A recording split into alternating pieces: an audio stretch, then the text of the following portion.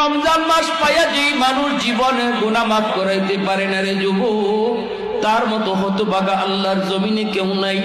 রমজান মাসে রোজা রাখলো, তারাবির নামাজ পড়লো, রোজাগুলোর হক আদায় করে সে মিথ্যা কথা থেকে নিজেরে বাঁচাইলো, অহেতুক গল্প গুজব থেকে নিজের জবানটারে বাঁচাইলো, অহেতুক খেলাধুলা থেকে রমজানটাকে সে বাঁচায় রাখলো।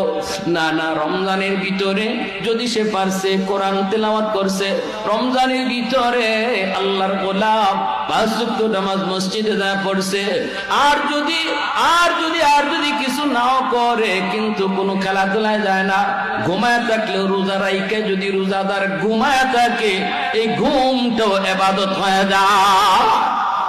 একটু জোরে কোন সুবহানাল্লাহ, আর একটু জোরে সুবহানাল্লাহ।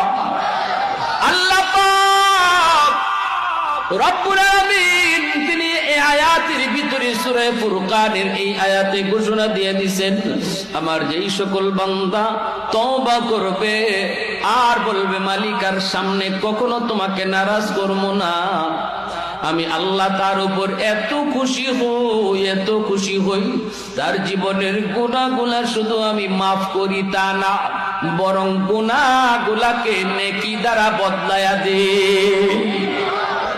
একটু জোরে আওয়াজ দিয়ে বলুন না সুবহানাল্লাহ। এজন্য